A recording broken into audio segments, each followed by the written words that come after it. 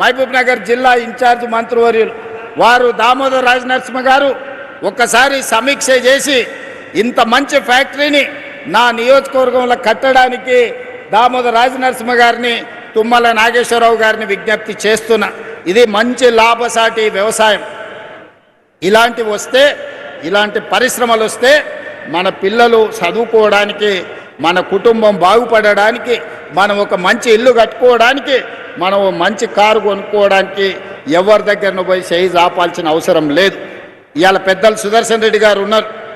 మనందరికీ తెలుసు, మనం అంకాపూర్ చికెన్ అని తింటుంటాం అప్పుడప్పుడు. అంకాపూర్ అమెరికాలో లేదు, నిజామాబాద్లో ఉంది అంకాపూర్ అనే ఊరు. ఆ కాలంలో మారుతి కార్లు వచ్చినప్పుడు ఊరంతా వ్యవసాయం చేసుకునే రైతులు అందరూ పోయి మారుతి కార్లు కొనుక్కొని వచ్చారు. వ్యవసాయము లాభసాటిగా అంకాపూర్ వాళ్ళు అంటే మా మహేష్ గౌడ్ గారు అంటుంటారు, మీరు వ్యవసాయం నేర్చుకోవాలంటే మా అంకాపూర్ వచ్చి చూడండి అని. సంతోషమే, చూస్తాం. కానీ తెలంగాణలో 12,702 గ్రామ పంచాయతీలు ఉన్నాయి.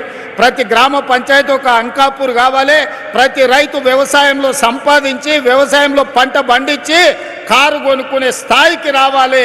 ఆ విధంగా అంకాపూర్ అనే గ్రామాన్ని ఆదర్శంగా తీసుకొని తెలంగాణ రాష్ట్రం 12,728 గ్రామ పంచాయతీలు ఉన్నాయి. అన్ని గ్రామ పంచాయతీలను అంకాపూర్ లాగా తీర్చిదిద్దాల్సిన బాధ్యత ఈ ప్రభుత్వం మీద ఉన్నది. ఆ కార్యక్రమాన్ని మన అందరం కలిసి భుజాలకు ఎత్తుకుందాం. ఇవాళ రైతులు వేరే పంటకు పోతే నష్టం జరుగుతుందని ఆలోచన చేయకండి.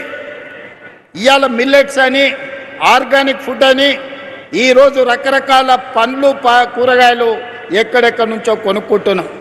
అదే మన దగ్గర పండించుకుంటే లాభసాటిగా ఉంటుంది, ఎక్కడికో వెళ్ళాల్సిన పని లేదు. ఇవాళ అమెరికన్ రీసెర్చ్ సెంటర్ ఇక్రిసైట్ వచ్చి మీ దగ్గరనే పెట్టారు. ఎందుకు ఇక్రిసైట్ ఇక్కడ పెట్టారు? వ్యవసాయ పరిశోధన కేంద్రాన్ని అమెరికా ప్రభుత్వం హైదరాబాద్లో మెదక్ జిల్లాలో పెట్టిందంటే ఇక్కడ సారవంతమైన భూములు ఉన్నాయి.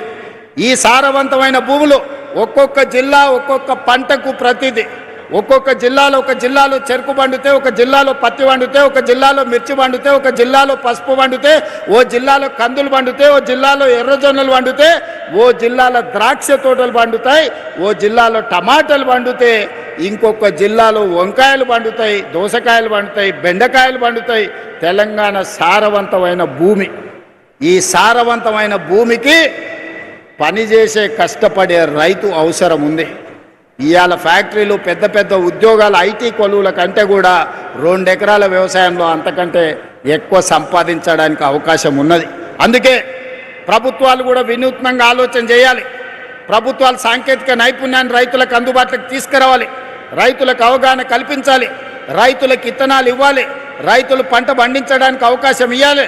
రైతు పండించిన పంటను ప్రభుత్వం అమ్మడానికి అవసరమైన కొనుగోలు కేంద్రాలను ఏర్పాటు చేయడమే కాకుండా అంతర్జాతీయ మార్కెట్లో మన రైతులు పండించిన పంటలు ఎగుమతి చేసుకోవడానికి ప్రభుత్వం బాధ్యత తీసుకొని ఎగుమతి చెయ్యాలి. దానికి సంబంధించి మన ప్రభుత్వం ప్రయత్నం చేస్తుంది. నాకు కావాల్సిందంతా వయసు ఉంది, ఓపిక ఉంది, అవగాహన ఉంది. తెలియంది అడిగి తెలుసుకుంటా.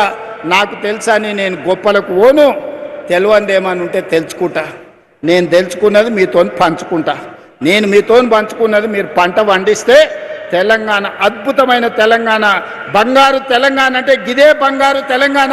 తెలంగాణలో పంటే ప్రతి పంట, ప్రతి గింజ బంగారు తెలంగాణలో భాగస్వాములను చేస్తుంది అని చెప్పి ఈనాడు మా రైతాంగం అందరూ కూడా కదిలి రావాలి. ముఖ్యంగా మా అన్నలు నగదు ఉంటే సాయంత్రం బెల్ట్ షాప్కి ఇచ్చొస్తారు. కానీ ఆ నగదు మా అక్కల దగ్గర ఉంటే ఇంటికి ఉపయోగపడుతుంది, పిల్లల చదువులకు ఉపయోగపడుతుంది, వ్యవసాయంలో ఎరువులు ఏమైనా కొనుక్కోవడానికి ఉపయోగపడుతుంది. అందుకే ఈనాడు మహిళల ప్రాతిపదికన ఇవాళ రేషన్ కార్డు ఇచ్చిన మహిళలకే, సన్నబియ్యం ఇచ్చిన మహిళలకే, ఇందిరమ్మ ఇల్లు ఇచ్చిన మహిళలకే, ఇందిరమ్మ ఇంట్లో 200 యూనిట్లు ఉచిత కరెంట్ ఇచ్చిన మా ఆడబిడ్డల కళ్ళల్లో వెలుగు చూడాలనేదే. ఇవాళ ఏ సంక్షేమ పథకం ఇచ్చినా ఈనాడు మహాలక్ష్మి ద్వారా ఆర్టీసీ బస్సుల్లో ఉచిత ప్రయాణం చేస్తున్నారని అంటున్నారు. అవును, మీ తమ్ముడు ఉన్నాడు కాబట్టే ఇవాళ 28 నెలల్లో ఎన్నడన్నా ఎవరన్నా ₹1 అడిగినరా? అక్క బస్సు ఎక్కితే ఎవరన్నా రూపాయి అడిగిర్రా? ప్రారంభించినాడు మా ఎమ్మెల్యే అమ్మ అడిగింది, యశస్విని రెడ్డి. మరి పైసలు అడిగితే ఎట్లా అని నేను చెప్పిన ప్రతి ఆడబిడ్డను హ్యాండ్ బ్యాగ్లో మీ సోదరుడి ఫోటో